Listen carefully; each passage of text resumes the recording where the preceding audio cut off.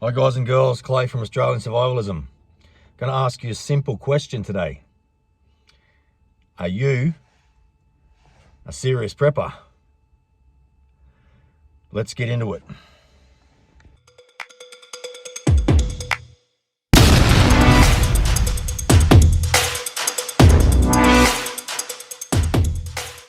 Just a short video today to touch on a subject that I consider to be incredibly important. Preparedness. And Australians' complete lack of it. Now, within the preparedness community, if you consider yourself to be a well-prepared individual, there are 5 basics. And if you don't know this, then listen. There are 5 basic priorities of survival: water, shelter, fire, food, first aid, and I always add a 6th, which is security. So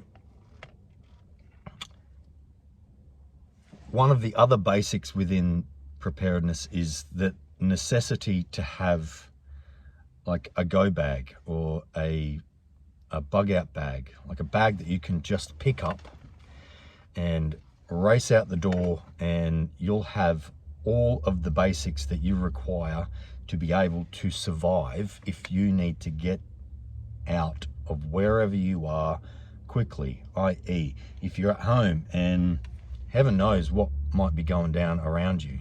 But most people, they don't even think about this sort of stuff. It's just not on their minds.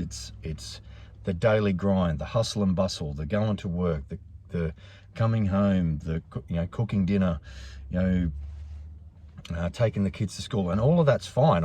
I do all of that as well. But by the same token, if stuff or anything were to go down in my region, any sort of turmoil, any sort of upheaval,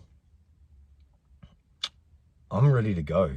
I've got a what's known as an inch bag. I'm never coming home bag, on top of the bug out bag or the go bag, whatever you want to call it. Something that you can just pick up and throw in the back of the car and just get out, and you won't want for too much. You've got your fire, you've got your water sorted, you've got your shelter, first aid and some food, all in that little bag.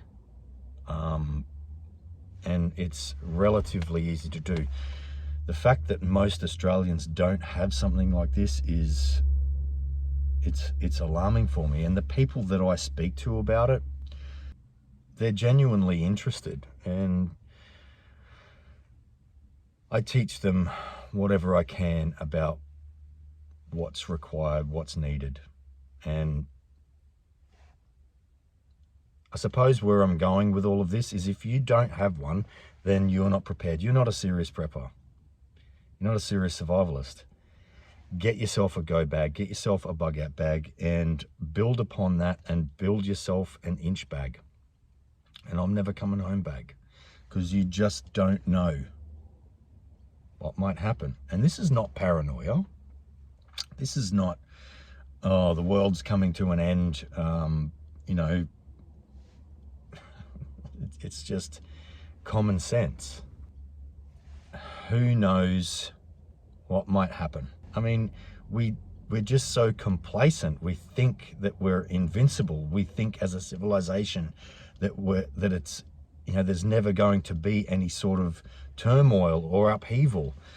I mean, it's only a few years ago that we saw lockdowns worldwide that kept, well, let's look at Australia, kept Australians locked in their homes for, for months on end. I mean, stuff happens. So to have a preparedness mindset is not, it's not crazy. It shouldn't be frowned upon. So get yourself an inch bag, get yourself a go bag, get yourself prepared to just throw stuff in the car and get out while you can. Have you got yourself a decent quality four-wheel drive? Do you know how to go four-wheel driving? Do you know how to four-wheel drive in, muddy conditions? Have you got yourself a good, recovery kit for your vehicle? Do you know how to ride a motorbike? Do you know how to ride a horse? Alternative forms of transportation. Is your physical fitness up to scratch? Can you run 100 meters without falling over and feeling like you're going to die? Do you have a firearms license? Do you know how to hunt? Do you know how to, to dress, clean and dress an animal if you were to catch an animal in the wild, if you were like out in the wilderness somewhere, out in the bush somewhere? Do you know at least 5 wild edible plants whilst you are traveling? If you've used up all of your rations, do you know how to feed yourself? Do you know how to feed your family? Do you know how to procure clean drinking water? Teach yourself at least 3 methods of water procurement, being able to filter water, whether it's buying yourself a Sawyer Mini, a Life Straw, or an improvised charcoal water filter, or an improvised water still, to be able to provide yourself with clean drinking water, which is the #1 priority of survival in Australia.